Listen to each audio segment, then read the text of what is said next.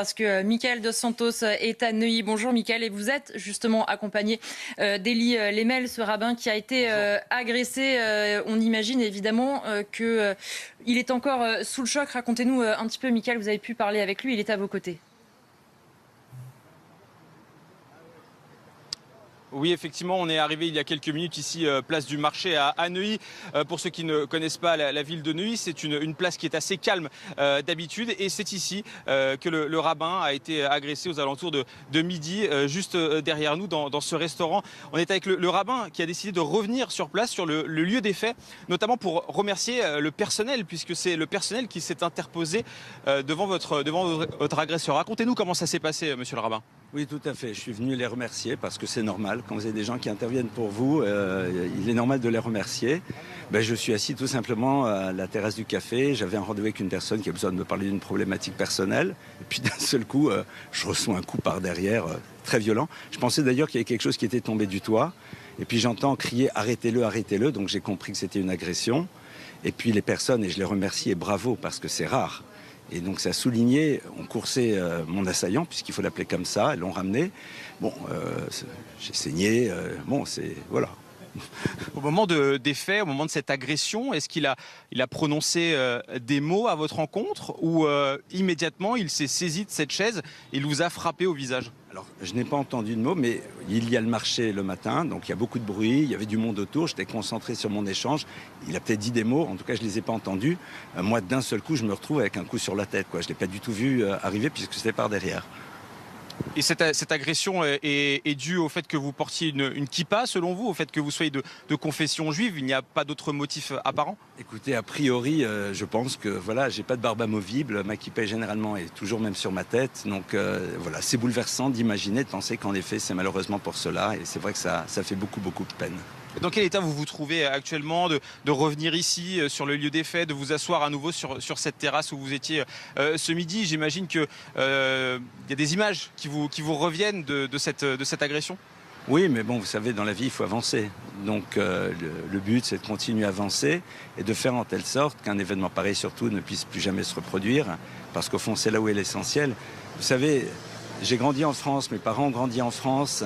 C'est la France qui a sauvé des paysans français qui ont sauvé mes grands-parents pendant la guerre. Donc quelque part, c'est encore plus bouleversant de voir que dans cette France qui vraiment a tellement donné, a sauvé, eh bien, on se retrouve aujourd'hui avec des mots qui génèrent des mots MAUX. Et je crois que c'est ça qui me bouleverse le plus. On a le droit de ne pas être d'accord, mais il faut savoir se respecter. Rabbin Élie, ce qui est terrible, qui plus est, c'est que vous avez été agressé il y a quelques jours à Deauville, dans une autre ville, là encore, visiblement pour le fait que vous soyez de confession juive. C'est terrible. Aujourd'hui, on ne peut plus être juif en France?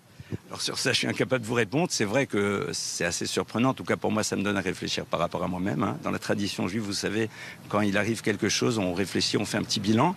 Mais c'est vrai que là-bas aussi, c'était manifestement lié à cela. Et c'est vrai que c'est quand même curieux, surtout que ce sont des personnes de nationalités différentes. On est, je pense, ici vraiment face à ce que j'appellerais un délit de faciès. Et le délit de faciès, eh bien, c'est un délit.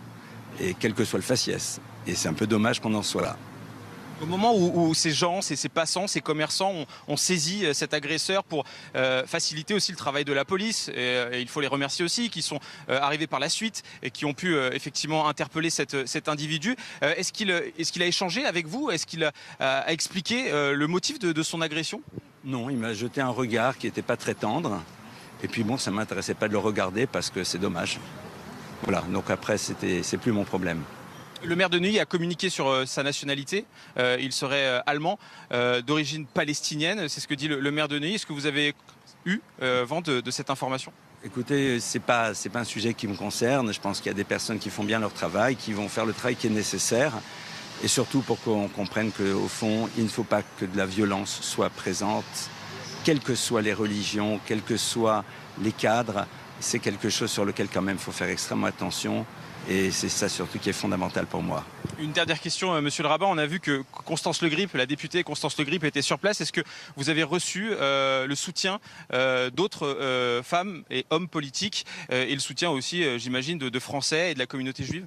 Complètement. J'ai plusieurs personnes qui ont appelé, qui m'ont déjà envoyé des messages, des sénateurs et tout. Et je leur suis très reconnaissant parce que ça fait du bien de voir que les personnes sont sensibles à ce qui peut se passer. Et j'ose espérer que ça fait partie des dernières fois où on aura besoin d'envoyer des messages de soutien pour des personnes qui sont agressées. On l'espère, effectivement. En tout cas, bon rétablissement, monsieur le rabbin, et merci d'avoir été avec nous en direct sur CNews.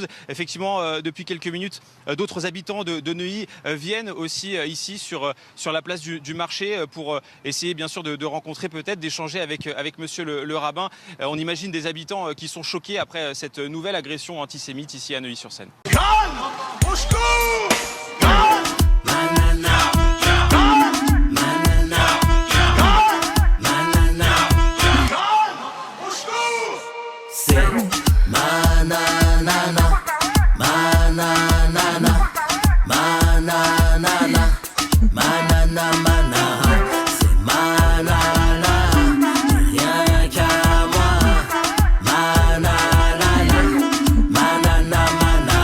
La chanson de l'été, Nana Manara de Nicolas Malone sur Spotify, iTunes, et bien sûr Deezer pour bouger, danser, se remuer.